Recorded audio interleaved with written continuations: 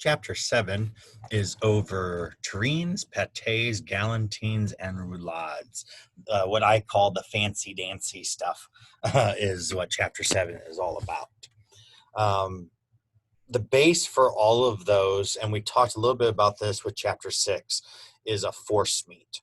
Not horse meat with an H, but force meat with an F. Force meat is a meat and fat combination, is ground or pureed together. And we talked about that in Chapter 6 as far as basic grind and emulsion, but we refer to them as sausages. The base for those, though, are the force meat. Then, again, like we talked about in the last chapter, depending on how we go about making it, it could have a very smooth consistency, or it could be very textured and coarse. Because of that fat and meat ratio, it has a rich, good flavor, pleasant taste, and it has that mouthfeel that we are expecting when it comes to working with that force meat or that sausage, again, depending on what the final outcome of your product is going to be. So when you are making force meats, there are 4 basic styles. You're going to have a straight force meat, a country style force meat, in gratin force meat, and a mousseline. Those are the 4 basic styles, and that will be on your test, just FYI. When you are making force meats, again, the main ingredient can vary from pork to fish, seafood, game, poultry or other game birds, liver of a lot of those animals, and then fat, either fatback or heavy cream, depending on the style that you are doing. Salt and seasonings, of course, come in. Salt plays that vital role like it does across the board. In this case, it helps to draw out the proteins so they can help bind themselves together. Different seasonings and such, herbs, vegetables, spices, wines, cognacs, other spirits and vinegars are all fair game when it comes to adding flavor profiles and such to this force meat. Sometimes you might need to add what's called a secondary binder. In some cases, in a lot of cases, I should say, the protein of the meat or the fish are usually enough to bind them together. But if you are doing a country style or an en gratin force meat, you might find that the meat itself is not enough to act as a binding agent, and so you need to add a secondary binder. Typical secondary binders include eggs, non-fat dry milk powder, and that last one is panada, not pandas. We're not using pandas as a secondary binder. It's a panada. What is a panada? It's a secondary binder that's made from a starchy item. So like pureed cooked rice or pureed cooked potatoes, bread soaked in milk, or even pâte à choux. Remember from baking class, your pâte à choux is your base for making cream puffs and eclairs. That dough that you make or that batter that you make, you can throw in to add as a secondary binder. Now, that doesn't mean take cooked eclairs, baked eclairs or baked cream puffs and throw them into your force meat. It has to be the dough that's before you bake it that goes in. But those are all possibilities. If you need to add a secondary binder, you can use a panada to help bind your ingredients together. Garnish ingredients. This is where you can really have some fun as a chef, as a culinarian. With a sausage, you take it, you mix them together, and it's wherever it's at. But as a chef that is putting together a terrine, you can actually decide where you want those garnishes to go. So there are 2 ways that you add garnishes when you're making a force meat. The first is through what they call an internal or a random garnish, and those are folded into the force meat just like you would when you're making a sausage and you're mixing in the green onions or whatever that case. So it's going to be wherever it lays. The other side is an inlay or a centered garnish, and that's where you put the force meat into the mold, and then you actually place the garnish in and then cover it with more force meat. So that in that case, you actually decide where that garnish wants to go. Now, the kicker with that, I'll give you a tip. And if you're doing an inlaid or center garnish, especially if it's a larger piece of product, what I would suggest is take some gelatin powder, and lightly coat that product in the gelatin powder, and then place it into the mold on top of the force meat, and then cover it. Because what's going to happen is the moisture that's there is going to gel it, and then the heat will then melt it. And what it does is it acts to help keep that all together, because then when you take and you slice this terrine, the last thing you want to do is it falling apart. Well, if you got this big center garnish in it, there is a higher probability that might fall apart. But by hedging your bet by using that gelatin, it helps to keep that hopefully put together a lot better, and less chance of it falling apart when you slice it up for service.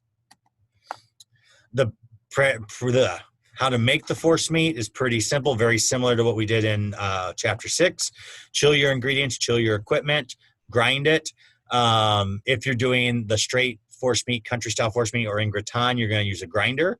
If you're doing a mousseline, you're going to use a food processor. You mix and you process, you blend your seasonings, panadas, everything gets mixed together. Test it for quality seasonings and texture, and then you're ready to turn it into what have you. So out of those 4 styles, I said the most basic is that straight force meat. Grind the meat and fat, process it if you need a little bit further in a mixer or food processor. And you can use those things for like filling a pate en croûte or preparing terrines and galantines, which we'll talk about.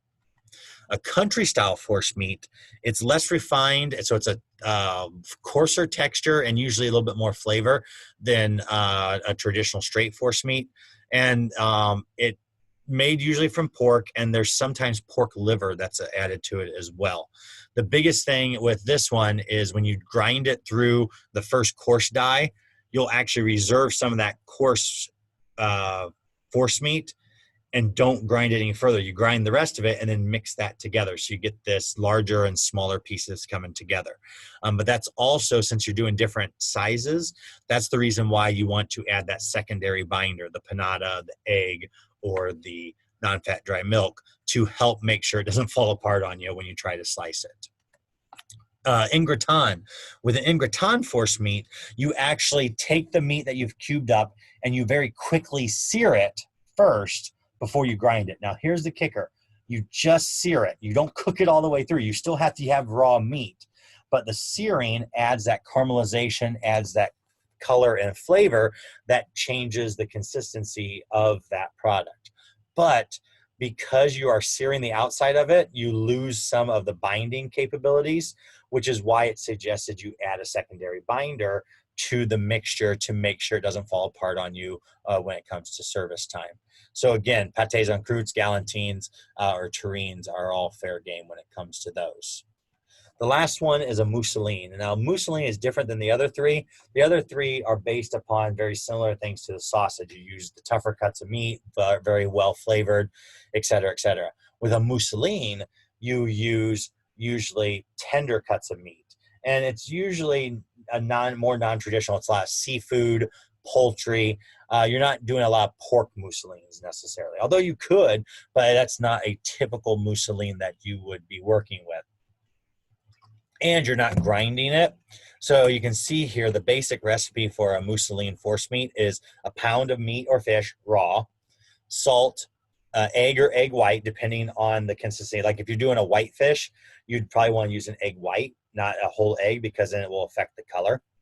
And then a cup of cream. And so you take the meat and the salt and you pulse it in a food processor until you get just a nice paste form. Once the paste form is there, then you add the egg white and then you process it, and then you follow it with the cream. Just make sure you're scraping down the bowl so it all comes together. It's almost a bit of an emulsion. This is kind of like the equivalent of like those emulsion sausages we talked about in chapter 6. So that's a mousseline force meat, and you can use these in terrines. They can be used for fillings. So like you could do a scallop mousseline with raw scallops, salt, egg, cream. If you wanted to add, maybe some saffron to the cream or add other flavors, you can process it to this this very smooth force meat, and then roll out pasta dough, pipe a little bit on top of each on the pasta dough, and make raviolis. And you could do this really cool scallop ravioli with it or something along those lines if you want. There's a lot of cool possibilities, but it is definitely different than the other three that we were working with. Some other examples besides the filling for like a ravioli, you could use it as a stuffing.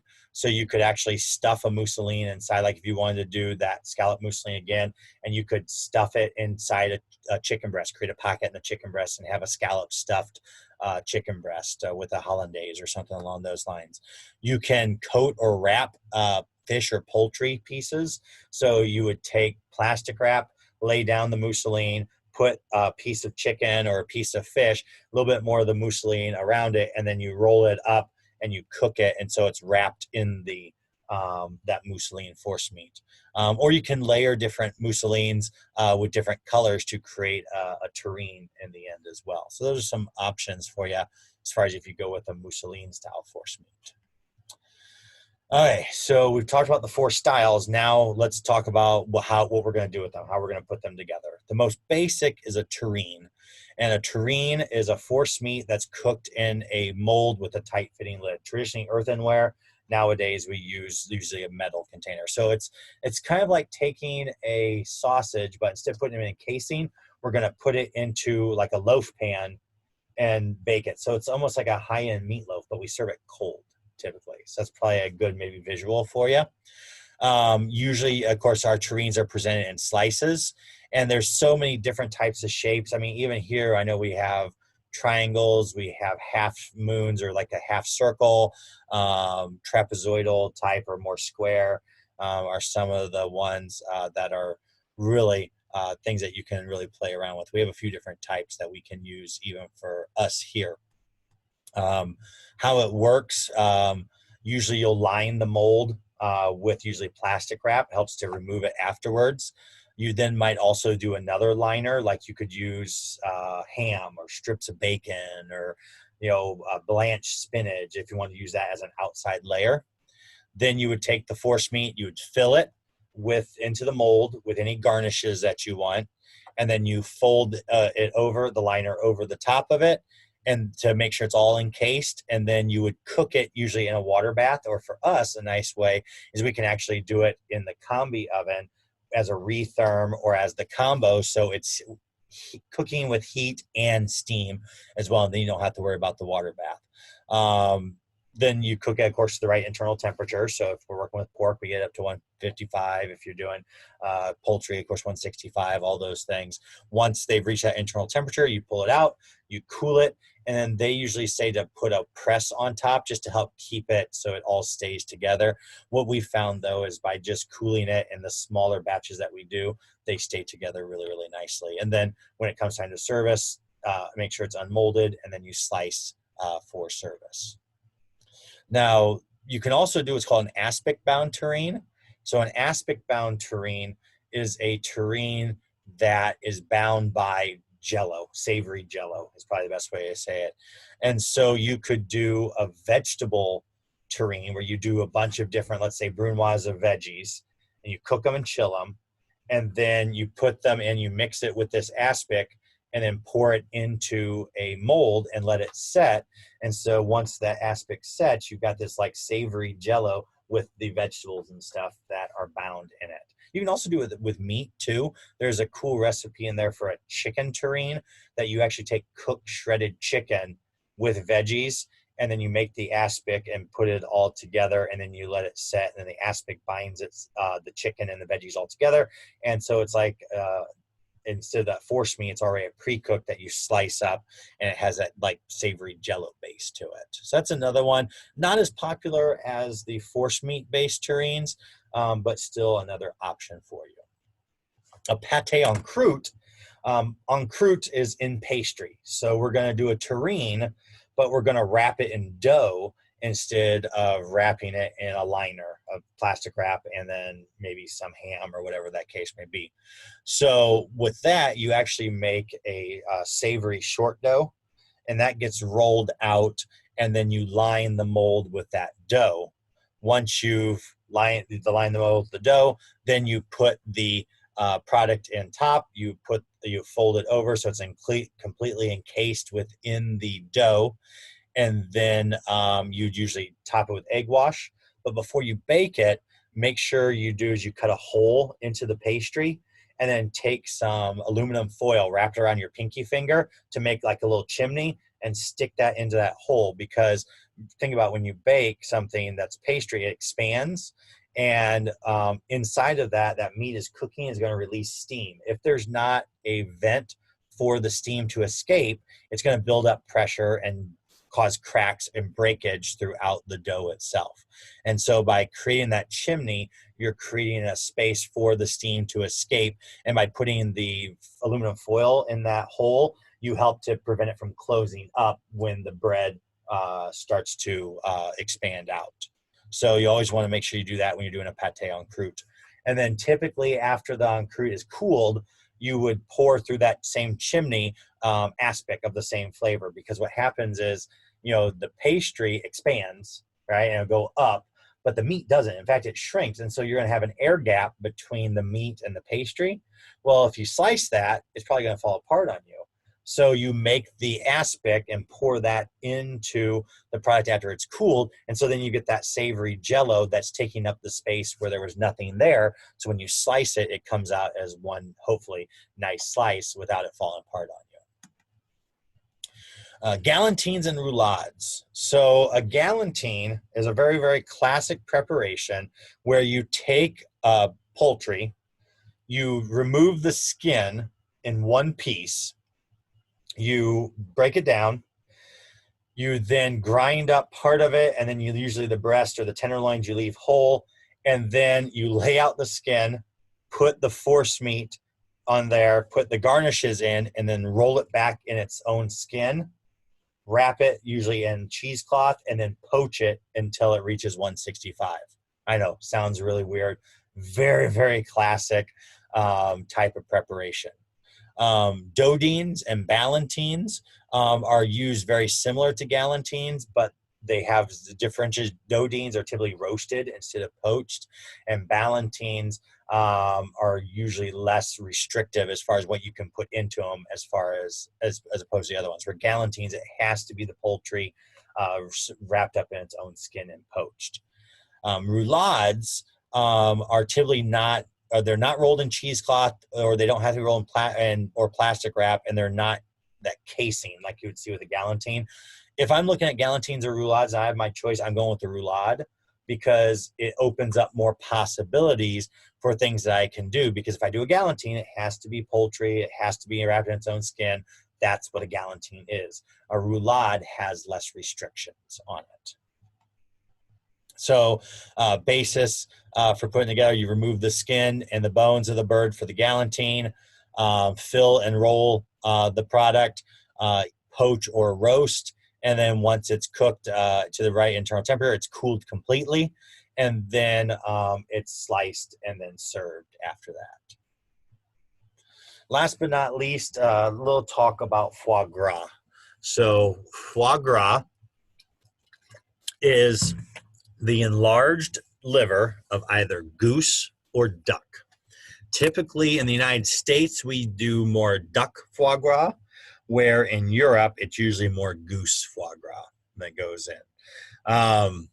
Some of the earliest records go back to 2500 BC, so it's been around for a long time. The first published recipe goes back to 1747 even. It's one that has some controversy to it because of the fact that in order to enlarge the liver, you must force feed the duck. So you're feeding the duck or the goose, in this case, enough food that it makes the liver larger. It's one of those, it is on the expensive side, so you don't see it as much unless you're getting into your higher end restaurants. And they are something that does take a little bit of work because that liver still has the veins in it, and you've got to very carefully remove those veins because that's going to give you a very bitter taste. But because it's pretty much a bunch of fat, you have to very carefully work with it and not handle it too much, because the warmth of your hands can affect the quality of that finished foie gras. So there are 3 what are called grades of foie gras, which will be on your test. You need to know the 3 grades, A, B, and C, and you need to know the weight range. So you have them right here. For a grade A, it has to be at least 1.5 pounds. All right. For a grade B, it's between 1 pound and 1 pound 3 ounces. And for a grade C, it's less than 1 pound. Now, the different grades are going to be used for different things. So for a grade A, because of the size and stuff, it's usually used for terrines, actually putting into like terrine molds or done into a pate. Grade Bs are great for roasting or sauteing. Maybe you want to do something a little bit more modern, do a foie gras appetizer. So you're going to roast or saute the foie gras and then serve it with some accompaniments. Grade Bs are pretty good for that. If you're doing grade Cs, those are primarily used for mousses, which is something you would cook similar to that mousseline. So it would be a very smooth consistency. You're not looking at larger pieces or whole pieces for that. So those are the 3 grades of foie gras. As I said, you will need to know those along with their weights for test number 1. Again, we said, terrines, patés, roulades. You can marinate foie gras. Some classic ingredients include sauternes, port wine, cognac, and armagnac are all some traditional marinades that would be used when it comes to foie gras making. And that is the end of chapter 7, ladies and gentlemen. Hopefully you learned a lot as far as the force meats and all the fancy dancy stuff, and maybe it's a little less scary than when you first started looking at this. And, again, adding to your classic repertoire for the Garde Manger kitchen. Thanks for watching, everybody, and we'll see you next time.